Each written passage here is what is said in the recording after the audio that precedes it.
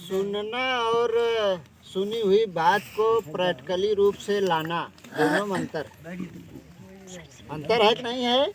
जवाब दें आप लोग। जवाब सवाल खाली करो। बात को सुनना और उस बात को जमीन पे उतारना अंतर हो कि ना हो? साइन कर तो क्या हम सिर्फ बात को सुन के फिर अपने अपने घर में चले जाएंगे? उल्टे हैं? परिवर्तन लाना पड़ेगा ना। तो हम परिवर्तन कब लाए? हमने संघ के थ्रू बताया था कि आपके गांव में 1 से 8 तक शिक्षा चलेगी। शिक्षा यहाँ जैसे तैसे कुछ लोगों ने शुरू तो किया, लेकिन लोगों ने साथ नहीं दिया, इसलिए वो शिक्षा बंद।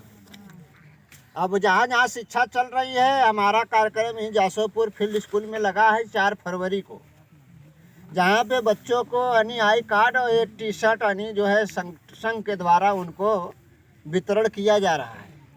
लगभग 500 बच्चे हैं। 4 तारीख को और बड़ा कार्यक्रम है। अब आप लोगों से भी हम बता दे रहे हैं कि आप लोग वहाँ पहुँचिएगा। यहाँ फॉर्म नहीं भरा होगा क्योंकि यहाँ शिक्षा नहीं चल रही है। तो ये कार्यक्रम वहाँ पे नहीं चल रहा है। नहीं, जहाँ जहाँ गांव में शिक्षा चल रही है वहाँ के बच्चे उस दिन आएंगे, माता पिता सहित आएंगे, बहुत से लोग आएंगे। तो आप लोग भी वहाँ रहिएगा। दूसरी चीज़ें जासोपुर स्कूल में, दूसरी चीज़ें अरे पूर्व पुलिस चौकी लगा जासोपुर। दूसरी बातें कि शिक्षा, अभी बातें बहुत हुई, बगैर शिक्षा का दुनिया में आप कुछ नहीं कर सकते, क्योंकि आपको संवैधानिक जो अधिकार है, संविधान में जो हमें जो अधिकार मिला है हम उसको जान ही नहीं पाएंगे तो हम उसको लेंगे कैसे? शिक्षा, संपत्ति, सम्मान, सुरक्षा, समता हमारा संविधान में अधिकार निहित है। हम उसके बारे में जान नहीं पा रहे थे, हम वो अधिकार कैसे ले लेंगे? इसीलिए शिक्षा हमारे लोगों ने तो प्राप्त किया है। बहुत से गांव घरे घरे पढ़ा लिखा हुई हैं, BA BSc MSc भी लोग होंगे, कुछ लोग नौकरी भी करत होंगे। लेकिन शिक्षा क्या होती है? शिक्षा किसे कहा जाता है? मैं बहुत बार यहाँ पूछा हूँ, शिक्षा किसे कहते हैं, यानी शिक्षित किसे कहते हैं? शिक्षित की परिभाषा क्या है हमारे लोगों को पता नहीं है, लेकिन हर घर में BA BSc MSc लोग हैं। इसलिए बाबा साहब शिक्षा को बढ़ावा भी दे रहे हैं। और बाबा साहब आगरा में वही पढ़े लिखे लोगों से दुखी होकर रो भी रहे थे, यानी आंसू बहा भी रहे थे। क्यों? कारण क्या था? कि रोज शिक्षा के लिए हमें कानून भी बना रहे हैं, शिक्षा के लिए फोकस भी कर रहे हैं, अपन जीवन कुर्बान कर दिए शिक्षा के लिए। लेकिन वही फिर पढ़े लिखे लोगों से बाबा साहब जो है यानी ना खुश होकर आंसू बहा रहे थे कि आज तो मुट्ठी भर पढ़े लिखे लोग हैं जो नालायकी गद्दारी कर रहे हैं। आने वाले समय में तो करोड़ों पढ़े लिखे लोग होंगे। अगर इसी तरह से नालायकी गद्दारी करेंगे तो फिर मैं जो संविधान दिया हूँ पूरा संविधान बचने वाला नहीं है। आज संविधान आपका बचा नहीं है, खत्म हो गया है। सब ब्राह्मणवादी मनुवादी विचारधारा के तहत ये देश चल रहा है, ये देश चल रहा है। सरकार जो है संविधान धर्म निरपेक्ष देश है, लेकिन वहाँ सरकार आवाज आके जो है वहाँ सारे लोग जो है प्रधानमंत्री सहित जाकर राम का उद्घाटन कर रहे हैं, मंदिर का उद्घाटन कर रहे हो। तो धार्मिक रूप है ना। तब क्या संविधान में बातें है? जब नहीं है तो फिर क्यों हो रहा है? क्यों? क्योंकि आपका संविधान के तहत अब कुछ नहीं चल रहा है। जो कुछ अभी दिखाई दे रहा है ना, ये भी ज़्यादा दिन लुप्त होने में समय नहीं, 2 साल के अंदर लुप्त हो जाएगा। 2024 का लोकसभा चुनाव आपका 3 महीना सामने है और EVM मशीन में सीधे छेड़खानी की जाती है, सीधा सीधा धांधली हो रही है। आप वोट दे रहे हो किसी को और, लेकिन वोट जा रहा है और कहीं, और वो सत्ता लेके पूरे देश को जो है संवैधानिक संस्था को खत्म किया जा रहा है। तो क्या EVM मशीन के विरोध में जब वोट आपका जा रहा है तो EVM मशीन के बारे में बोलने के लिए है कोई तैयार? क्या अपना अधिकार लो लोगे? जो बाबा साहब ने वोट दिया, दुनिया का सबसे कीमती वोट जब आज यही प्रधानी चुनाव आ जाएगा, एक मरा आदमी रहेगा यानी भिखमंगा आदमी रहेगा, तब वो एक बड़ा आदमी आता है, गोड़ धरता है, भैया हमें वोटवा दे है, ले लो लो 500 ले लो लो मुर्गा लो, यानी तमाम जो चीज चाहता है उसको देता है। किस लिए? भैया अपन वोटवा लेकिन हमें चाहे। और वो वोट इसी 24 के बाद ये मनुवादी विचारधारा के लोग जो सत्ता चला रहे हैं, आपका वोट का अधिकार खत्म कर देंगे। बहुत बड़ी साजिश चल रही है इस देश में, लेकिन हमारे लोग घरों में बैठे, घर में 2 रोटी जीने खाने का अधिकार जो मिला हमें आज 75 साल की आज़ादी के बाद, हम उसी में अभी मस्त हैं, 2 टुकड़े पर अभी हम मस्त हैं। हमें जोरा से सोच समझ नहीं है कि वास्तव हमारे आने वाले हमारे बच्चों का क्या हाल होगा और इस समय वर्तमान में क्या हो रहा है, इसका कोई चिंता नहीं है। और जब चिंता नहीं है, इसीलिए हम लोग यहाँ कई सालों से हम लोग आ रहे हैं, मीटिंग कर रहे हैं, 2 लोग 4 लोग 10 लोग आते हैं, लेकिन जो है फिर भी इसको जो है गौर से ध्यान से कोई यानी दिल पे नहीं ले रहा है कि वास्तव में जो बाबा साहब ने कहा शिक्षित बनो, संगठित रहो, संघर्ष करो, कि शिक्षित हो गए तो क्या संगठित आपने हुआ? क्या संघ बनाए? और जब संघ नहीं बनाए तो आप संघर्ष कहाँ से करोगे? और जब संघर्ष नहीं करोगे तो बाबा साहब ने जो आपको संविधान में सारा अधिकार दिए हैं वो अधिकार नहीं मिला, नहीं मिला। हमारे लोग जो अज्ञानी लोग ना समझ है, वो लोग सोचते हैं नहीं 5 किलो तो राशन मिले था। अरे आपको पेट भर के लिए पालने का सिस्टम है, एक दिन बंद किया जाएगा, आपको धन धरती नहीं है, मरोगे खाने बगैर, और बंद किया जाएगा इसी 2025 के बाद, देख लेना। लालीपाप दिया गया, छोटी सी कॉलोनी 20,000 1 लाख की, छोटा शौचालय, वृद्धा पेंशन, विधवा पेंशन, लालीपाप दिया गया जो असंवैधानिक तौर से है। पूरे देश में यही किया जा रहा है गुलाम बनाने के लिए, लेकिन हमारे लोगों को जरा से सोच नहीं है, पूरे देश में हालात है। इसलिए ये संघ के माध्यम से हम लोग संगठित कर रहे हैं, अपने वोट को बचाना है। ईवीएम मशीन का आंदोलन शुरू है, उसमें आप लोग भाग लीजिए। और दूसरी चीज़ें, अगर एक रहना है, एक होकर लड़ाई लड़नी है, तो आप लोगों को एक विचारधारा पे आनी है। एक विचारधारा वही है, संघ के लोग जो आते हैं, अगर आप लोगों को कहते हैं कि आप लोग जो है एक जगह बैठिए, इस विचारधारा पे काम करिए, तो काम करिए उस पर। अगर नहीं करेंगे तो कोई मतलब नहीं है। कभी काल का मतलब सिर्फ मनोरंजन होता है। क्या होता है? मनोरंजन। आज जुट गया, फिर हम लोग अगली मीटिंग में नहीं बे, तो आज आप लोग एक प्रकार से मनोरंजन कर रहे हैं। क्योंकि कोई भी चीज़ें तभी स्थापित होती है इस दुनिया में जो निरंतर गति से चलता है, जो मानव के मस्तिष्क पे निरंतर चलता है। जैसे आप लोग देखे होगा, कीर्तन का नाम सुने हैं? कीर्तन 24 घंटा काहे करवाते हैं? क्यों करवाते हैं? और एक शब्द हरे रामा हरे कृष्णा हरे रामा हरे, सुने हैं ना? रात के 12 बजे उठेबा तब ये शब्दवा चलत रही, हरे रामा। और जब 24 घंटा बाद खत्म हो जाता है कीर्तन खत्म, लेकिन देखबा तो प्रत्येक मनई कहीं न कहीं गुनगुनात दिखाई, हरे रामा हरे कृष्णा न बोली, तब माइंड में वो चलत रही, हरे रामा हरे कृष्णा हरे रामा। सही हो गलत हो? क्यों? क्योंकि निरंतर 24 घंटे भरा गया।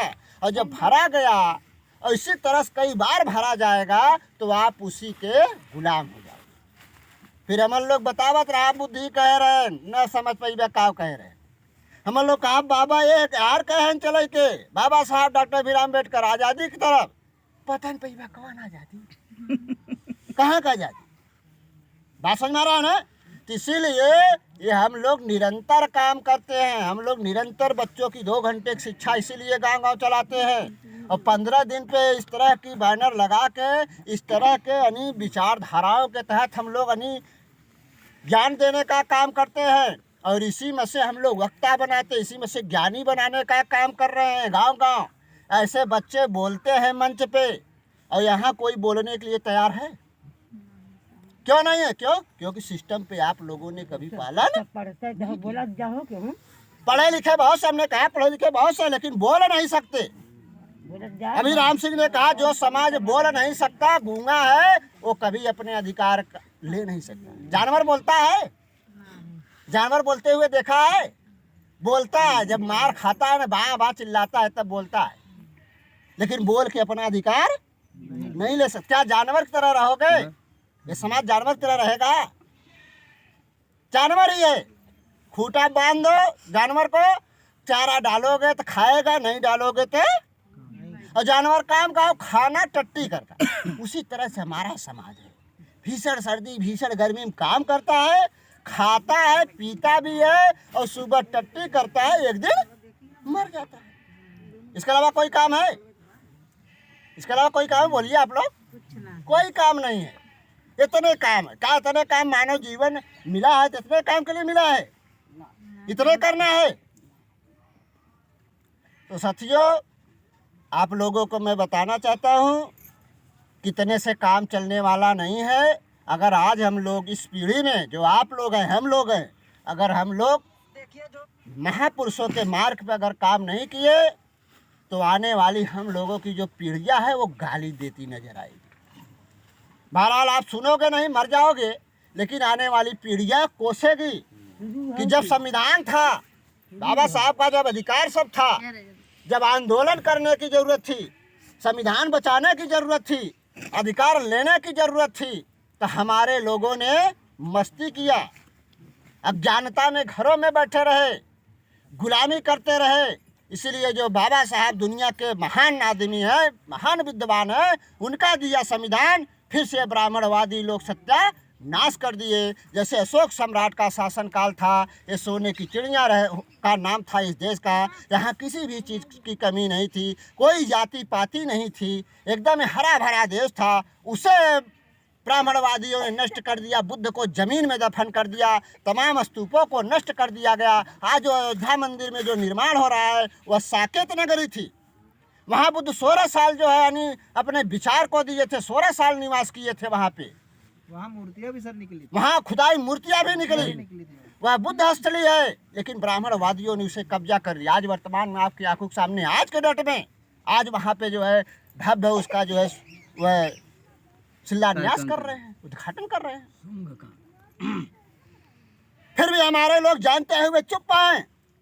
अपनी स्थली, अपना इतिहास के बारे में कोई जानकारी नहीं है हमारे लोगों को।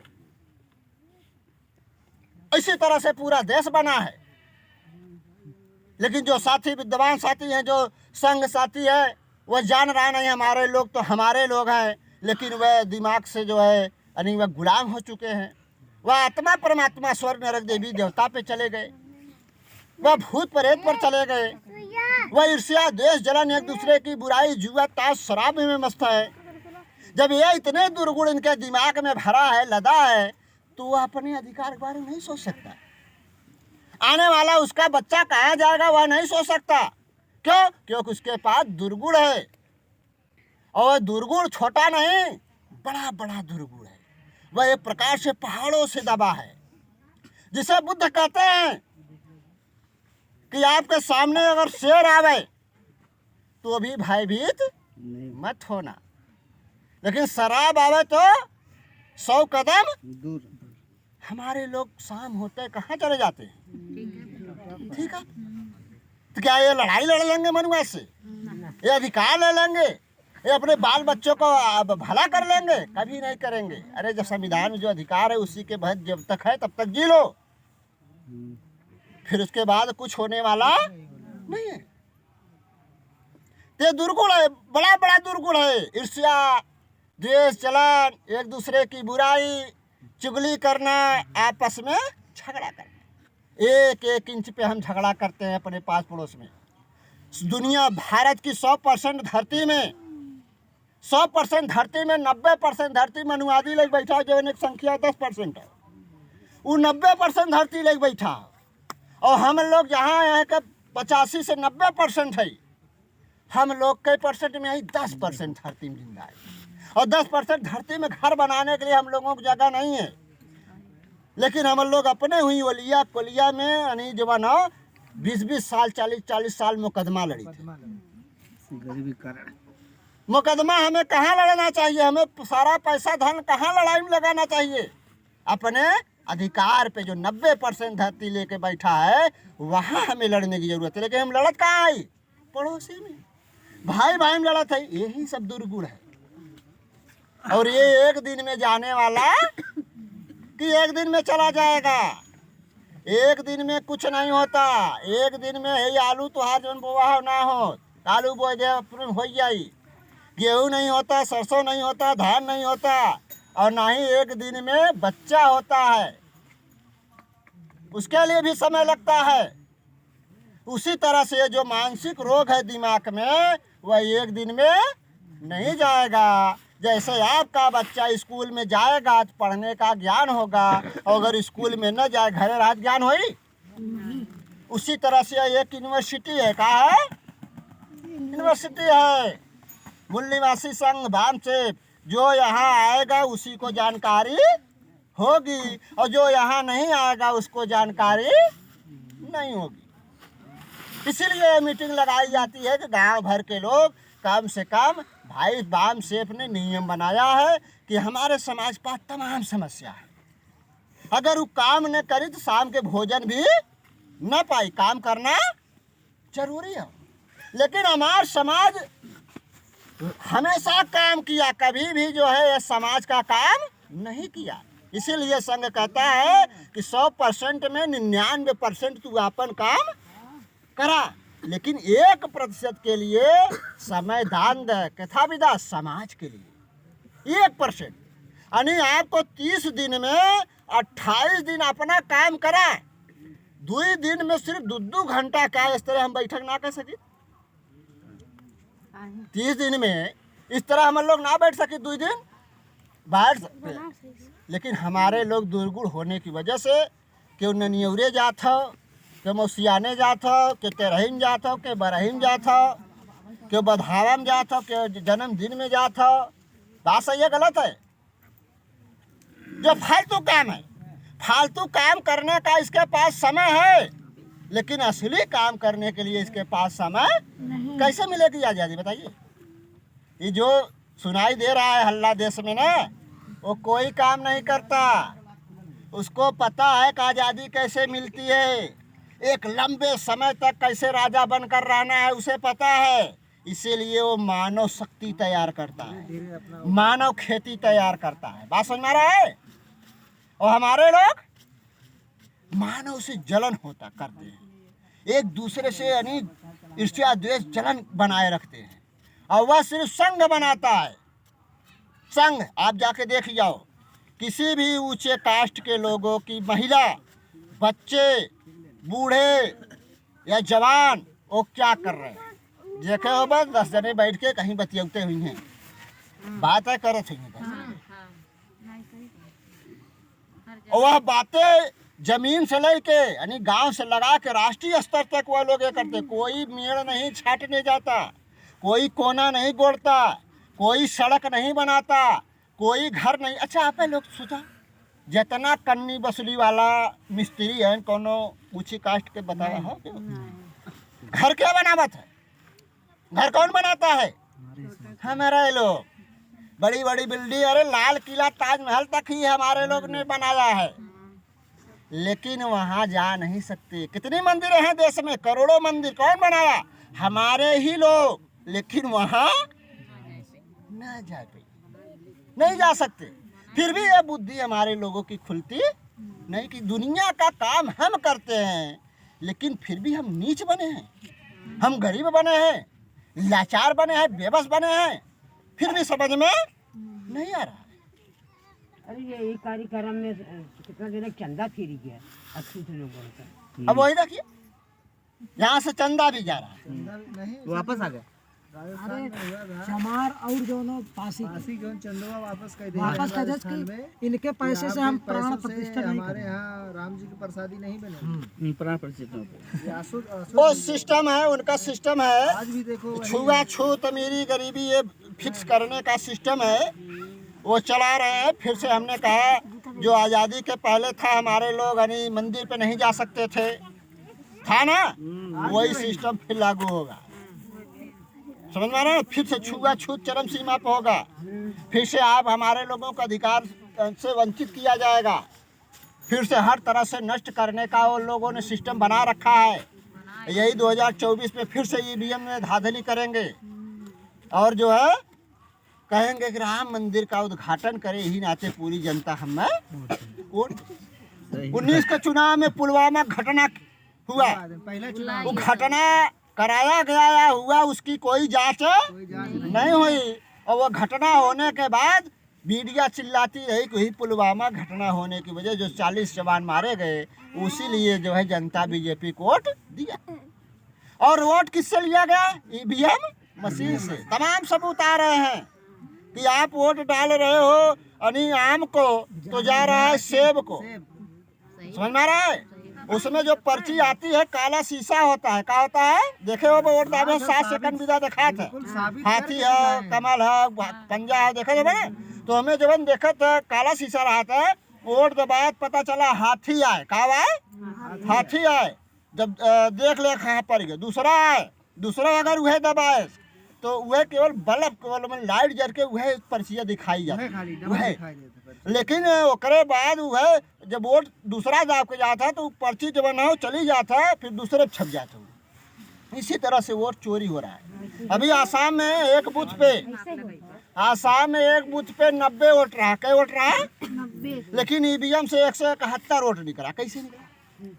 एक बसपा को उम्मीदवार आपके यही मध्य प्रदेश का आरोप लगाए कि जो है हमारे घर में कुल 6 वोट रहा। कई वोट? 6 वोट रहा। और हमारे बूथ में हमें वोट देने वाले बहुत लोग रहे, बहुत लोग वोट देने वाले रहे, लेकिन कहा हमें मानत है कि हमारे यानी बूथों वाले हमें वोट ना दें। हमारे घर में 6 वोट रहा, हमारे जो है हमें हमारे घरों वाले ना दें। कहा लेकिन हम अपन वोट दे रहे, लेकिन हमारे आपको वोट अब बताइए कहाँ गया? सीधे सीधे जो है देश को बेचा जा रहा है ईवीएम में। आपका यह लोकतंत्र खत्म किया जा रहा है, वोट के अधिकार को खत्म किया जा रहा है। 19 फरवरी को हमारा जौनपुर में बहुत बड़ा आंदोलन है ईवीएम मशीन के विरोध में, और आपके सभी गाँव के यानी सभी लड़का बच्चा सभी से हमारा अनुरोध है कि आपको कचहरी में वो पूरा कचहरी घेरना है। अगर आप लोग ऐसा नहीं करेंगे तो आप अपने बच्चों के साथ, अपने साथ देश साथ समझिए गद्दारी करेंगे। 19 फरवरी चलना होगा वहाँ पे सभी लोगों को। 19 फरवरी को है ईवीएम मशीन के विरोध में बड़ा आंदोलन, और पूरे देश में है, जिले में हर जिले में जो कचहरी है ईवीएम का घेराव किया जाएगा, और राष्ट्रपति और प्रधानमंत्री और चुनाव आयोग को ये जो है ज्ञापन भी सौंपा जाएगा। पूरे देश में हल्ला बोल है। हाँ, ईवीएम मशीन खत्म करके बैलेट पेपर से चुनाव होना चाहिए। और आप इस तरह से जुटे रहेंगे, इस तरह से बैठते रहेंगे तो संख्या बढ़ेगी। अगर आप लोग इस तरह से नहीं बैठेंगे, एक जगह नहीं होंगे तो संख्या नहीं बढ़ेगी, और जब आप यहाँ नहीं आएंगे तो आपसी खाली जो है झगड़ा झंझट बनेगा, एक दूसरे से बुराई रहेगी।